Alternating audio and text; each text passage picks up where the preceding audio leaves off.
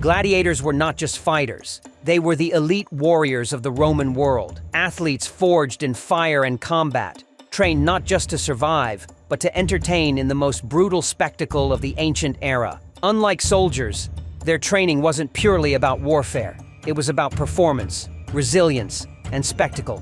And their intense physical conditioning and rigorous routines rivaled even the most disciplined military forces of their time. But how exactly were these warriors made? What kind of grueling training, brutal discipline, and specialized diets transformed ordinary men into some of history's most feared fighters? Brace yourself, because the truth is more brutal than you can imagine. Who became a gladiator? The ruthless recruitment process. Not just anyone could become a gladiator. These men, and in rare cases women, came from all walks of life. But for most, it was not a choice. Many were slaves, prisoners of war, or criminals, condemned to the arena as a punishment.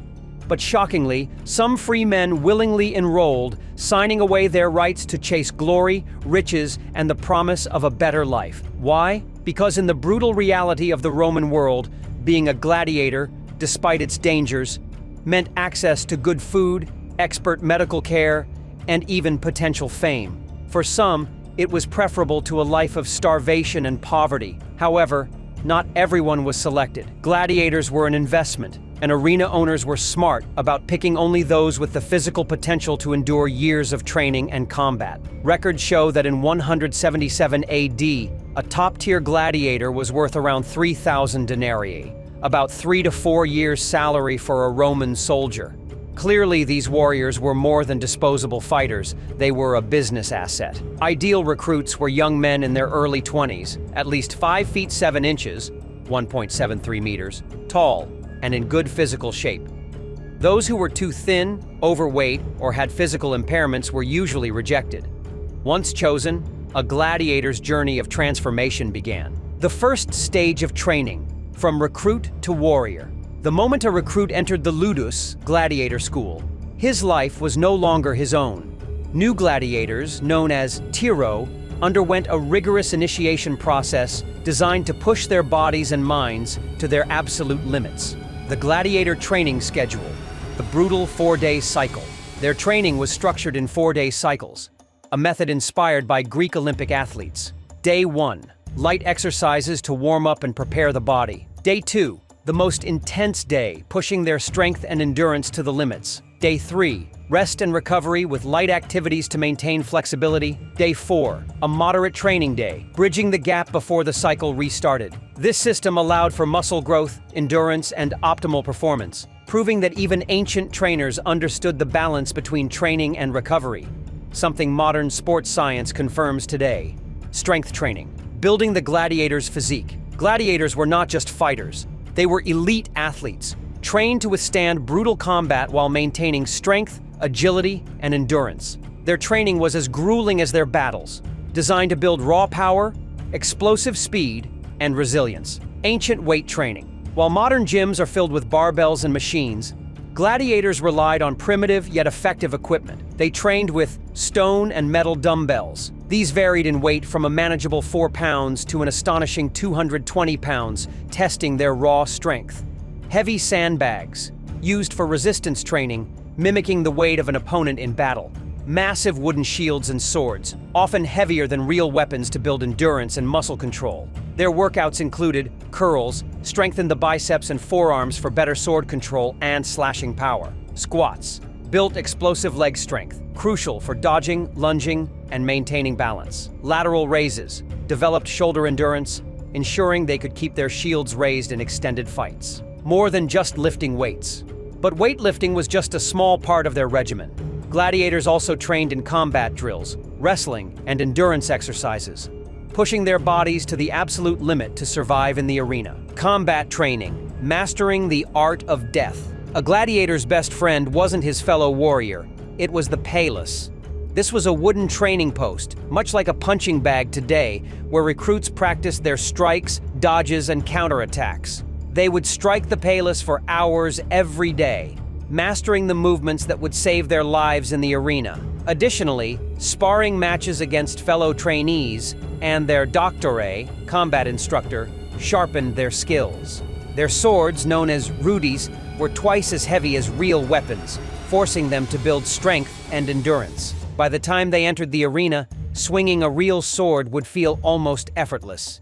The second stage, specialization and the path to glory. If a gladiator survived his initial training, he would be assigned a fighting style and class, each with unique advantages and weaknesses. The most iconic gladiator classes: Murmillo, the tank, heavy armor, large shield, and a short sword. Retiarius, the speedster, fought with a trident and net, using agility instead of armor. Thryax, the technical fighter, small shield, curved sword, and precise strikes. Secutor, the anti-retiarius, designed specifically to counter the net fighter, with a smooth helmet that prevented entanglement.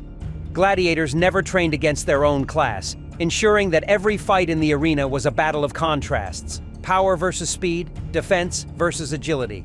This not only made the fights more unpredictable and entertaining, but also ensured that strategy played as big a role as brute strength. The dark side of gladiator training. But beneath the glory and spectacle, there was a darker truth. Gladiators' training came with a cost: physical deformities. The Roman physician Galen, who treated gladiators, observed that their bodies became unbalanced, with one arm often far larger than the other due to repetitive training with a sword and shield. Their necks were abnormally thick, nearly 4 times the size of an average man's, due to constantly wearing heavy helmets.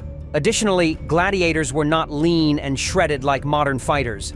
Instead, they carried extra fat, intentionally. Why? Because fat acted as natural armor against cuts, protecting vital organs while still allowing them to bleed enough to satisfy the crowd. The gladiator diet, fueled for battle. Despite their brutal training, gladiators did not eat like modern-day bodybuilders loading up on steak and protein shakes. Instead, their diet was surprisingly simple yet highly effective, designed to sustain them through endless hours of grueling combat practice. A high-carb, high-calorie diet. Gladiators primarily consumed a vegetarian-based diet, rich in carbohydrates and plant-based proteins, providing them with the endurance and strength needed to fight. The staple of their meals included barley and wheat. These grains were the foundation of a gladiator's diet, earning them the nickname hordeari, barley men. Barley was valued for its ability to provide long-lasting energy, ensuring fighters could endure physically demanding training sessions. Beans and lentils, packed with protein and fiber.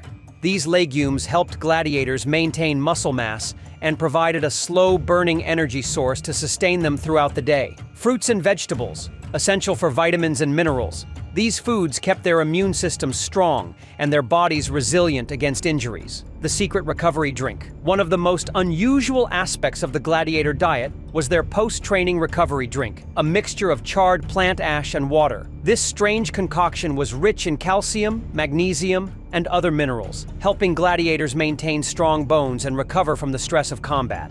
In a way, it functioned similarly to modern protein shakes, ensuring their bodies could withstand repeated blows and heal faster. This seemingly basic but highly strategic diet allowed gladiators to build dense muscle, endurance, and resilience, making them fearsome warriors in the arena. The final test: entering the arena. Once a gladiator completed his training, he took the Sacramentum Gladiatorium, an oath of loyalty to his new life. From this point forward, his fate was sealed. He would fight for glory, for survival, and for the entertainment of thousands. For some, the arena would be their final resting place. For others, it would be their path to wealth and freedom. And for Rome, it was the greatest show on earth. Would you survive gladiator training? With months of brutal training, an unbreakable diet, and constant risk of death, gladiators lived one of the most extreme lifestyles in history. Could you survive their training? Or would you fall before even stepping into the arena? Let us know in the comments.